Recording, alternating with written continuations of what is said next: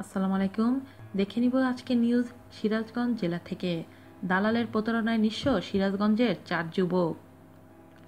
ভাগ্য অন্বেষণে মধ্যপ্রাচ্যে পাড়ি জমাতে গিয়ে দালালের প্রতারণায় নিঃস্ব হয়েছেন সিরাজগঞ্জের তাড়াশের 4 যুবক। প্রতারণার শিকার 4 যুবক সম্প্রতি একটি লিখিত অভিযোগ তাড়াশ থানায় দায়ের করেছেন। প্রতারণার শিকার এসব যুবকরা হলেন উপজেলার মাধাইনগর ইউনিয়নের সোনাপাতিল গ্রামের সোবহান আলীর ছেলে ইকরাম হোসেন, একই ইউনিয়নের সারাবপুর গ্রামের আবু বকর সিদ্দিকের ছেলে রবিউল করিম, তারার সদর ইউনিয়নের ওহিদ গ্রামের তোফাজ্জল হোসেনের ছেলে মাসুদ রানা ও বারোহাস ইউনিয়নের বিনোদপুর গ্রামের আব্দুল আজিজের ছেলে মোহাম্মদ মোখলিসুর রহমান। লিখিত অভিযোগে জানা যায় ওই 4 যুবক উপজেলার মাধাইনগর ইউনিয়নের সোনাপাতিল গ্রামের রিয়াজউদ্দিনের ছেলে কাতার প্রবাসী শাহ আলমের মাধ্যমে বিদেশে পাড়ি জমাবেন এমন স্বপ্নে জমি জমা ও বাড়ি বিক্রি করে প্রায় 20 লাখ টাকা তুলে দেন প্রতারক শাহ আলমের মা রহিমা খাতুনের হাতে। ভুক্তভোগী মোখলিসুর রহমান ও রবিউল করিম জানান, মাত্র 25 থেকে 30 দিনের মধ্যে কাতার পাঠানোর প্রতিশ্রুতি দিয়ে প্রথমে তাদের কাছ থেকে 4 লাখ টাকা নেন আদম ব্যবসায়ী রহিমা খাতুন। কিন্তু টাকা দেওয়ার পর মাস পেরিয়ে যাবার পরও কাতারের টিকিট তাদের মেলেনি। এক পর্যায়ে কাতারে যাওয়ার পর তারা জানতে পারে ওয়ার্ক ভিসা দিয়ে তাদের কাতারে পাঠানোর কথা বলে 1 সপ্তাহের বিজনেস ভিসা নিয়েই তাদের কাতারে পাঠানো হয়েছে।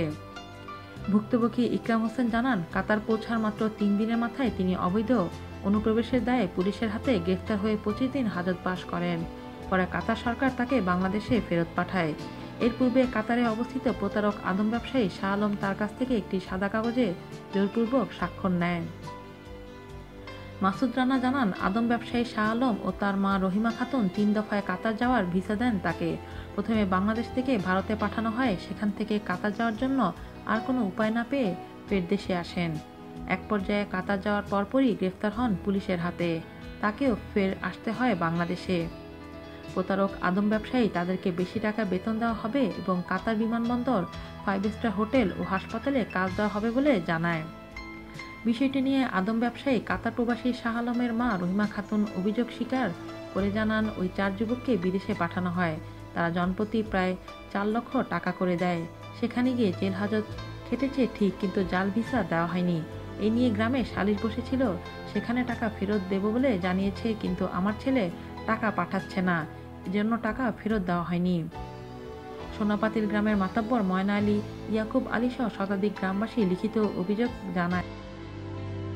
এই নিয়ে গ্রামে একাধিক সালিশ করা হয়।